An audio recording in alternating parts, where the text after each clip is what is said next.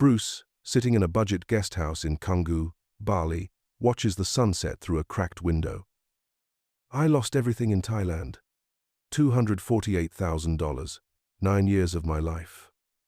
And the worst part, I lost it twice, once to love, once to lies.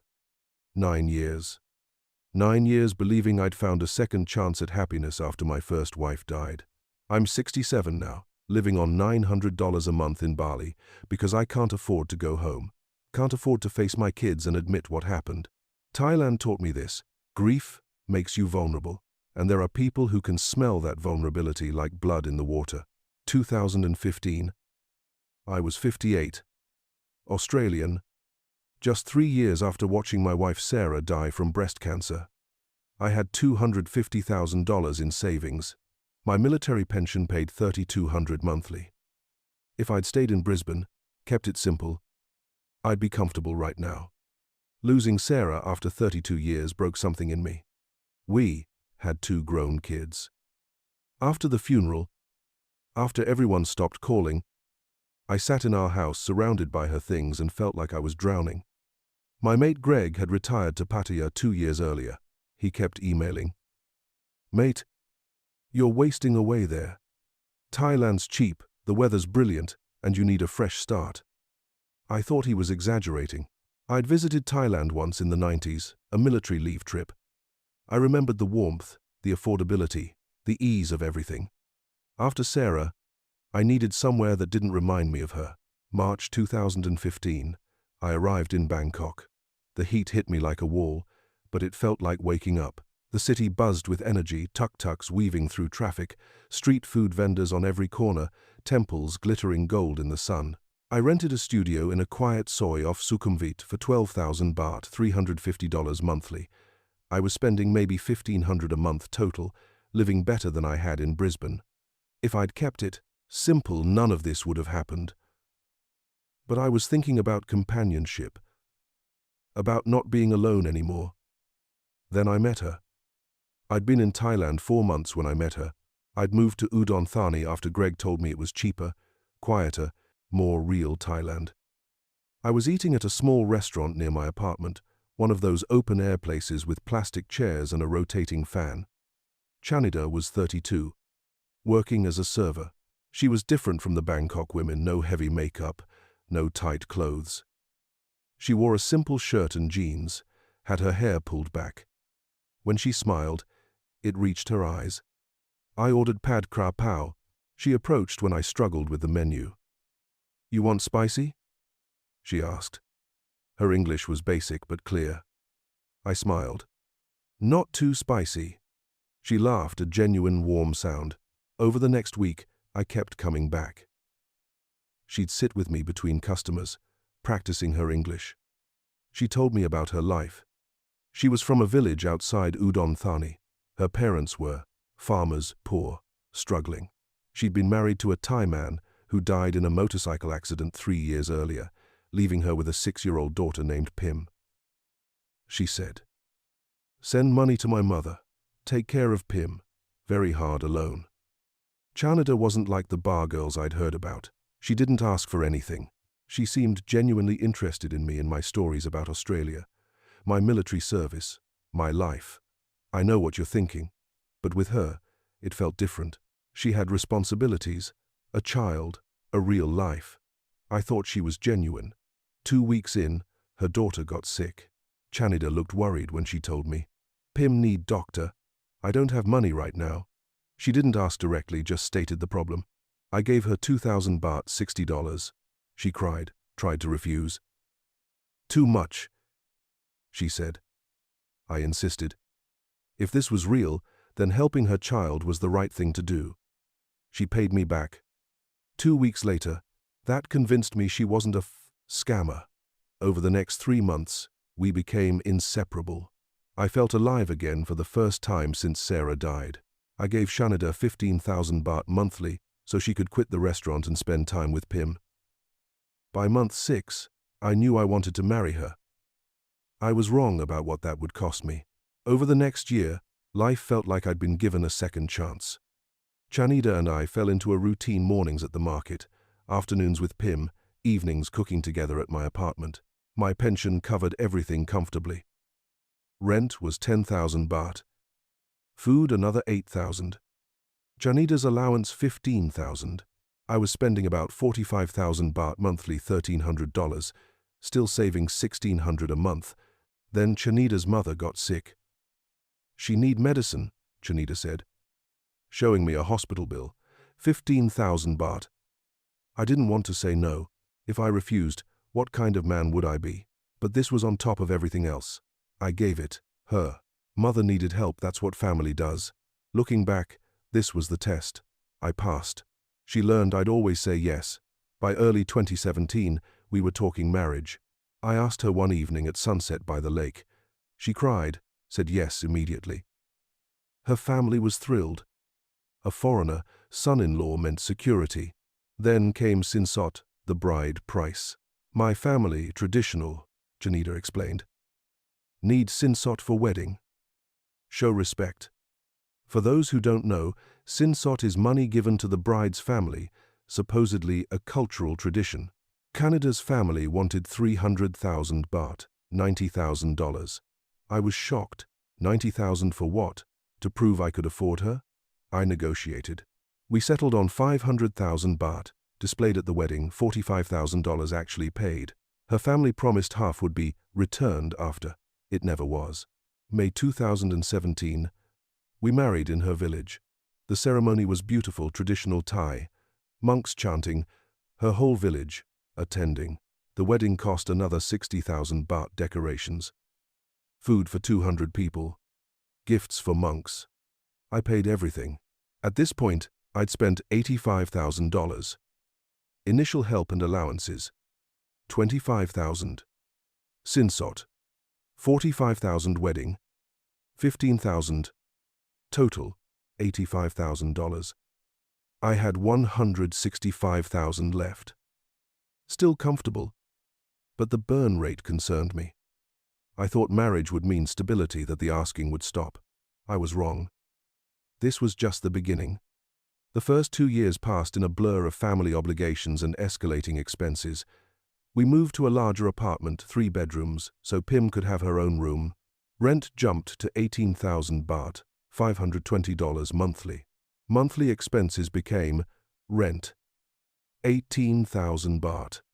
Food and utilities, 12,000 baht. Janida's allowance, 15,000 baht. Her family support, 10,000 baht. Pim's school and expenses, 8,000 baht. Total, 63,000 baht, $1,800 monthly. My income was 3,200, saving 1,400 monthly, but my nest egg was shrinking from the initial hits. Janida seemed content at first.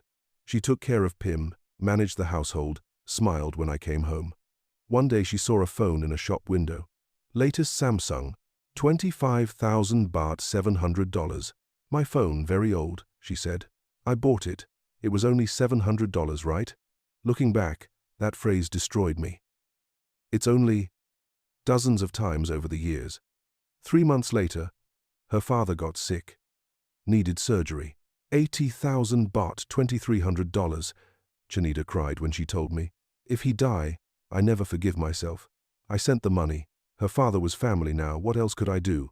This happened every few months. Always urgent, always expensive. Her brother's motorcycle broke down. Her sister's wedding needed help. Her nephew's school fees. Janida started comparing me to other foreign husbands. My friend's husband buy her car, she'd mentioned casually, made me feel inadequate, like I wasn't providing enough. She spent more time on her phone. Late-night calls she'd take outside. When I asked who she was talking to, she'd say, "My sister," or "Why you not trust me?" I let it go. I was starting to feel trapped. Too proud to admit I'd made a mistake. Too invested to walk away. By mid-2018, I'd spent another $40,000 on family emergencies and expenses, down to 125,000 in savings. I worried how long my money would last at this rate. Then Janida started talking about buying a house. This was when things went from bad to catastrophic. August 2018, Janida said, "We should have our own house. Stop waste money on rent." She had it planned. Showed me photos of a plot of land in her village, beautiful, near her parents, affordable. We could build exactly what we wanted. She said it would cost 800,000 baht, $23,000 for land, plus maybe 2 million for construction, total $60,000. I was hesitant. My concerns: I can't own property in Thailand. It'd be in your name. That's a huge chunk of my savings. Shanida had answers ready. We married, same. I, your wife, not run away. You think I bad person? In Australia, house cost much more. Here we own. No rent forever. This investment. When we old, we have security. You not trust me? After everything? Her family kept asking when we'd build. Her mother said renting was shameful, real families owned homes. I started to convince myself she was right. We could stop paying rent, 18,000 baht monthly saved. The house would cost less than 3 years' rent. We'd have our own space. Property in Thailand was cheap and appreciating. For those who don't know, foreigners can't own land in Thailand. You can own the structure, not the land. Lose everything. She owns it. You have zero legal protection. I knew all of this. Other expats had told me horror stories. I'd read about guys losing everything. I knew the risks. But I did it anyway. I convinced myself we were different. I believed she'd never betray me. Looking back, I want to shake myself awake. This was the point of no return.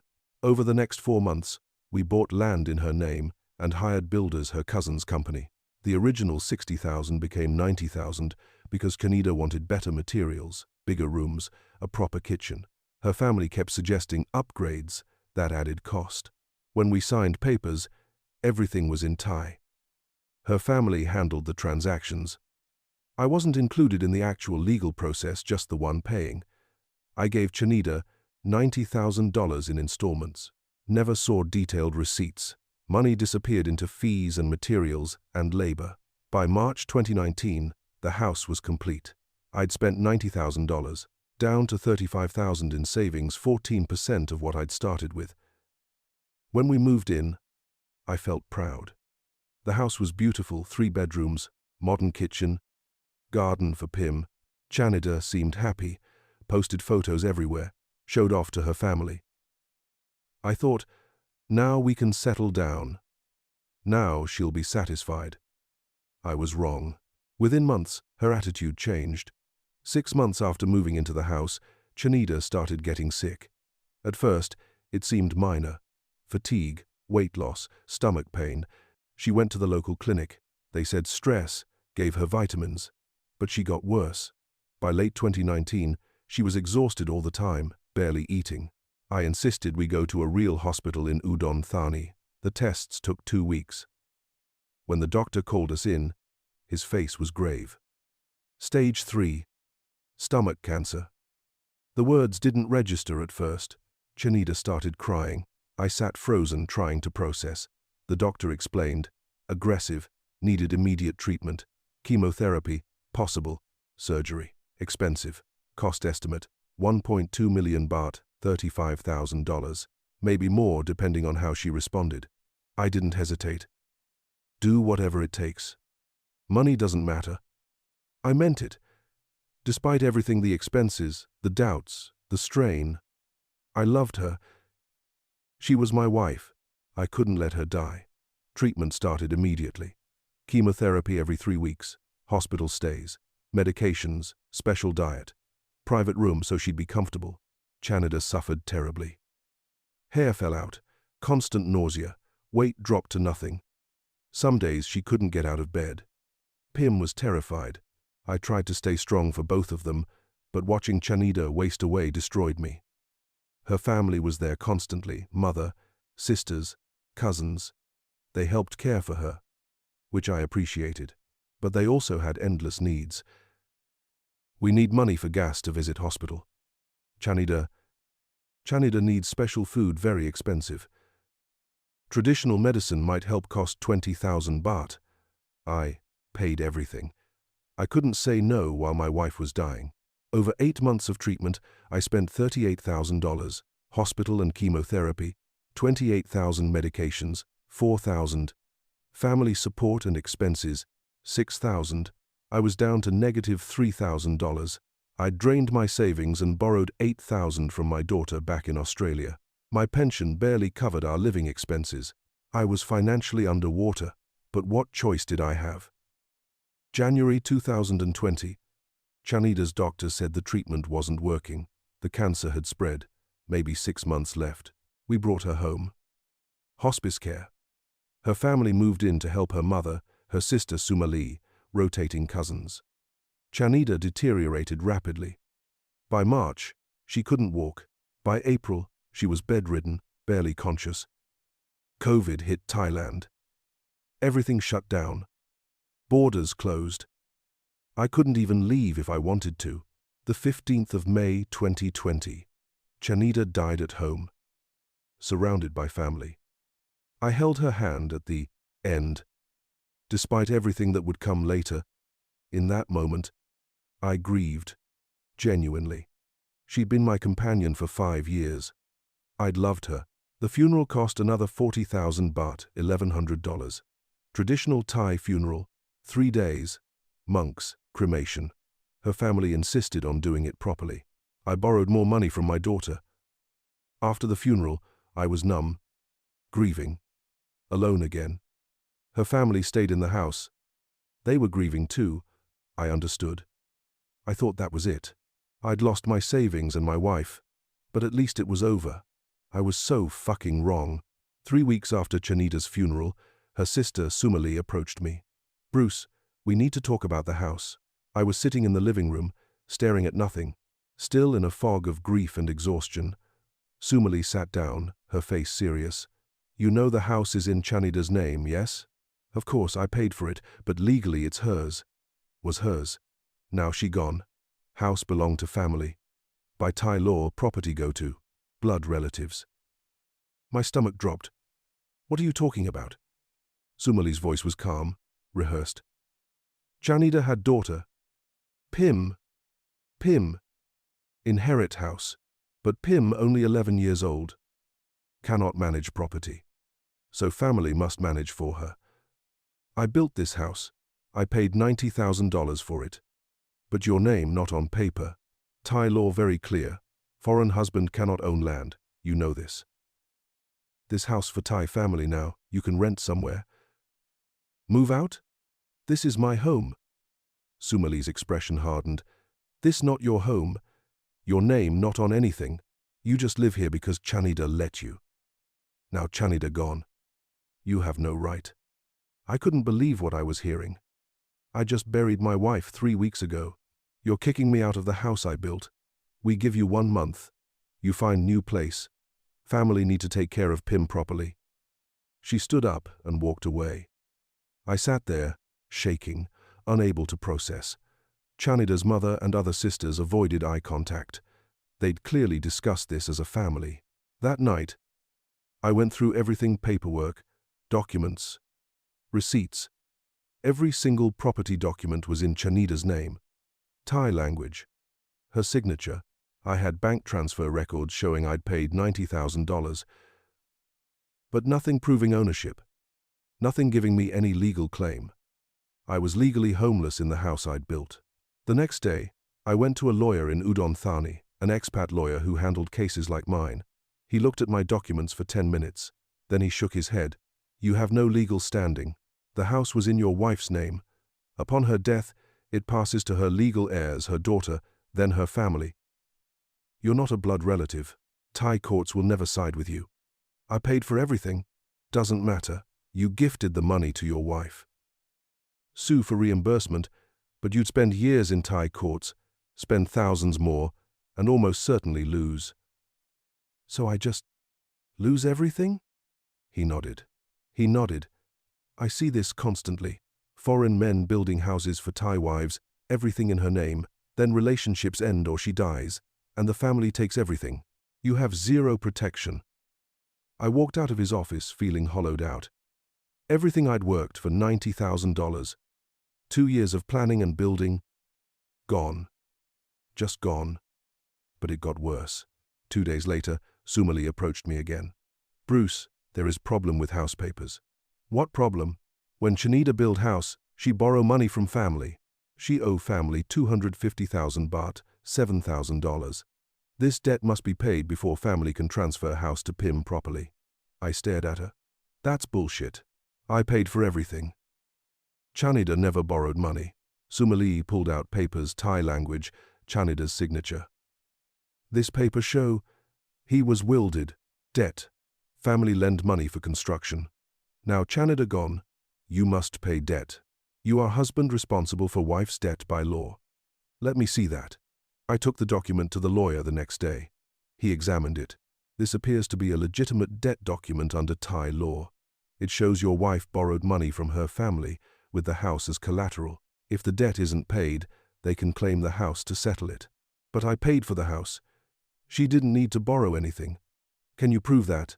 Do you have a contract stating you paid for construction?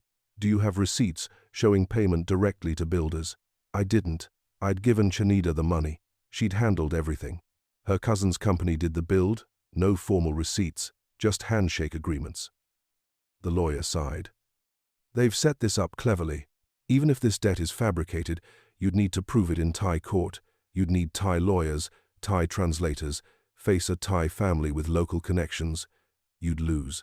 So what do I do? Pay the debt if you want to stay in the house. Or walk away. I don't have $7,000. I'm broke. The lawyer shrugged. Then you'll be evicted. Thai law allows debt collection through property seizure. I don't have $7,000. I spent everything on Chanida's medical treatment. Sumali's face shifted, calculating. Okay, family make offer. You pay $5,000, you can stay in house. Rent to family. 8,000 baht per month. Rent the house I built. You pay 5,000 now. Debt is settled. Then you rent. This is good deal. Otherwise, family sell house, you get nothing. I felt my hands shaking. You're extorting me. We give you good option. You choose. I had no choice. I called my daughter in Australia. Dad, I already lent you 8,000. I can't afford to send more. Please, Emily. I'll pay you back. I just need 5,000 to keep the house. Silence. Then, Dad, you need to leave Thailand. This sounds like a scam. Come home. I can't just abandon everything. You already lost everything. Come home before they take more. But I couldn't. I was too ashamed, too stubborn, too deep in. I borrowed $2,000 from a friend in Brisbane, another expat who'd retired to the Philippines. Combined with scraping together what I had left, I got the 5,000. I paid Sumali. She smiled. Smart choice. Now you can stay. I'd now lost everything. Original house construction, $90,000. Medical treatment, $38,000. Funeral, $1,100. Extortion payment, $5,000. Total, $233,000. Plus I now owed my daughter $8,000 and my friend $2,000, $10,000 in debt. And I was paying rent on a house I'd built. I was broke, grieving, trapped, and being bled dry by my dead wife's family. But they weren't done. For 3 months, I paid rent. 8,000 baht monthly to Chanida's family to live in the house I'd constructed. Sumali and her mother stayed in the house too, to take care of Pim. They didn't pay rent. They used my utilities, ate my food. I was down to $2,400 monthly after rent, barely surviving. Then, August 2020, Sumali came to me with another problem. Bruce, Pim need money for school, private school. Very expensive but very good. 60,000 baht per year, $1,700. I can't afford that. I'm broke. But you are Pim's stepfather. You take care of her when Chanida. Alive. You just stop now? The guilt hit hard. Pim had called me Papa for 3 years. I'd raised her alongside Chanida. She'd lost her mother. But I had nothing left. I can't. I'm sorry. Sumali's face turned cold. Then maybe you should leave house. Family needs space for Pim, not for foreigner who don't care about her. I paid rent. Rent can go up. New rent is 12,000 baht. Starting next month, $12,350. That would leave me with barely enough to eat. You can't do that. This family house. We decide rent. You don't like it, you leave. I realized then they were squeezing every baht they could get before finally kicking me out. They'd keep raising rent, adding fees, finding problems, until I was completely drained. I called my daughter again. Dad, please, just come home. Stay with me until you figure things out. I can't face you. I can't face anyone. I lost everything. You'll lose your life if you stay there. Those people are destroying you. She was right. But I was paralyzed by shame, by stubbornness, by the sunk cost of what I'd already lost. September 2020, I paid the increased rent. October 2. By November, I was eating one meal a day. I'd lost 20 pounds. I looked like a ghost. Sumali approached me again. Bruce, family decide to sell house. We have buyer. You need to leave by December. You said I could stay if I paid rent. Plans change. Buyer offer good price. You have 1 month. Where am I supposed to go? She shrugged. Not family problem. You figure out. I had $700 left. My pension was $3,200, but after living expenses I couldn't save anything. I couldn't afford a new security deposit, couldn't afford furniture, could barely afford to exist. I sat in that house, my house, and looked at everything I'd built.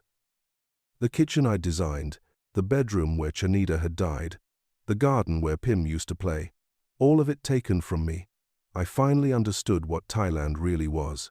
I'd spent $248,000 and 9 years building a life that was never actually mine.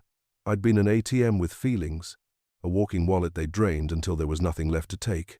Chanita's family had never seen me as family, just as a resource. The moment that resource dried up, I was garbage to be discarded. Thailand's laws ensured I had no protection, no rights, no recourse. I'd thought I was building security. I was actually funding my own destruction. December 2020. I left Thailand. The last time I saw Sumali, she was moving her boyfriend into the house I'd paid for. They were laughing, redecorating. She didn't even acknowledge me as I packed my 2 suitcases. The last time I saw Pim, she looked at me with confusion. Papa, where you go? I tried to explain. She was 11, she didn't understand. Sumali pulled her away. Say goodbye. He leaving. I left behind. The house. $90,000 in a structure I'd never see again. Medical expenses. $38,000 trying to save my wife. Extortion and rent. $15,000 to family members who'd played me. 9 years of my life. My dignity I left with. $700 in cash. 2 suitcases. Debt to my daughter and friend. I couldn't go back to Australia. Too ashamed. Too broke. Couldn't face my kids after borrowing money and losing everything. I flew to Bali, Indonesia. Cheaper than Australia, cheaper than Thailand. I could survive there on my pension. I found a guest house in Canggu, $250 monthly for a tiny room, shared bathroom, thin walls, but it was mine. I'm spending $900 monthly now. Food, rent, motorbike rental, bare minimum to exist. That leaves me saving $2,300 monthly, trying to rebuild from zero at 67 years old. What Thailand took from me, financial, my savings, $250,000, my dignity, forcing me into debt, into poverty, into exile, my future. I'll never retire comfortably now. Emotional, my wife. I genuinely loved Chanita, and her family desecrated that. My trust, I'll never believe anyone again. My hope, I'm just running out the clock now. Until I die. Time. 9 years I'll never get back. Years I should have spent with my real children. The final chapter of my life, Wasted Thailand, is designed for this. The property laws protect Thais and leave foreigners completely vulnerable. The culture that says taking advantage of foreigners is acceptable, that's systemic. The lack of shame in scamming someone who trusted you, who mourned your sister, who tried to help your family, that's normalized. Not all Thais are like this, I know that. But the system that allows families to legally steal everything from grieving foreign widowers and face zero consequences, that's Thailand. If you're reading this, learn from my mistakes, save yourself. Here are 7 things I learned after losing everything. Never, never put property in her name. I thought we're married, so it's ours. The truth is, the moment it's in her name, it's hers legally. You have zero claim. You can't get it back. When she dies, her family inherits it. You inherit nothing. You built it? Doesn't matter. You paid for it? Doesn't matter. Your name isn't on the papers, you own nothing. Rent instead. It's cheaper than losing a house. If she insists on a house in her name, walk away immediately. This mistake cost me $90,000. If the age gap is 20+ years, it's not love. I was 58, she was 32. 26-year gap. She wasn't attracted to me, she was attracted to my wallet and the security I represented. No. 32-year-old woman genuinely falls for a 58-year-old man. If you think you're the exception, you're not. Ask yourself, would she be with you if you had no money? Be honest with yourself before you're broke. The family, emergencies, never stop. Her mother needs surgery, her father needs medicine. Her sister needs wedding money. Her nephew needs school fees. Her brother's motorcycle broke. It becomes monthly, then weekly. Half aren't real. The family sees you as an ATM. They access through her. Say no to the first request. Set boundaries immediately. Her family's problems are not your financial responsibility. I sent tens of thousands to her family. Never saw a single baht benefit us. Sinsot is a foreigner tax. They'll tell you it's tradition. It's extracting maximum money at the start. Thai men often pay symbolic amounts or get it returned. Foreigners rarely do. I paid $45,000. Never saw a baht returned despite promises. Refused to pay it. If she insists, that's a massive red flag. Real love doesn't require you to bankrupt yourself for tradition. Medical expenses will destroy you. Thai healthcare is cheaper than Western countries, but serious illnesses still cost tens of thousands. And you'll feel obligated to pay everything. She's your wife. But here's the trap. You'll drain your savings trying to save her, and if she dies, her family inherits everything you built while you're left with nothing. Keep emergency savings that you never touch no matter what. Don't let love make you financially vulnerable. The red flags were there. I ignored them all. She spent more time on her phone. I ignored it. Her family treated me like an ATM. I ignored it. Financial requests escalated. I ignored it. I didn't want to see the truth. I was too invested to back out. Too lonely to walk away. Trust your instincts. If something feels wrong, it probably is. Multiple red flags are a pattern. Your gut knows before your brain admits it. Listen, Thailand is not your friend. This isn't about Thai people. It's about how foreigners are treated legally. You can't own land ever. Property purchased in a Thai name is theirs. You have no claim even if you paid for everything. Courts favor Thais. You'll always be Farang, always an outsider, with no legal protection. Go to Thailand to visit, not to build a life. Never put your security in a country where you have no rights. Never marry property into a system designed to take it from you. These 7 lessons cost me $248,000 in 9 years. I'm giving them to you for free. Maybe someone will listen. Maybe my story will save one person. If you're reading this, you're probably thinking about moving to Thailand, or you're already there and things aren't feeling right, or you're in love with someone much younger. Don't do what I did. Don't put property in her name. Don't believe the "we're different" lie. Don't ignore red flags because you're lonely. Don't trust that marriage protects you legally in Thailand. Don't assume her family sees you as family. They see you as income, because you'll end up like me, broke at 67. Living in a cheap guest house in Bali. Unable to face your own family. Unable to retire. Unable to fix what you've broken. If considering Thailand, visit Thailand. Don't move there permanently. Keep your money in your home country, in your name only. Rent, never. Ever buy property. Set a monthly budget and never exceed it, for anyone. Assume age gaps mean financial motive, because they do. If you're already there and seeing red flags, get out now before you're in too deep. Don't fall for sunk cost fallacy. Better to lose some than everything. Your pride isn't worth your future. Call family back home and ask for help leaving. I lost $248,000, 9 years of my life, my retirement, my dignity, my ability to ever trust again. I'm 67, living on $900 a month in Bali, $10,000 in debt to my daughter and friend, facing a retirement of poverty and isolation. Don't let Thailand do to you what it did to me. Please, learn from my mistakes. Don't be another one of these stories. Just don't do it.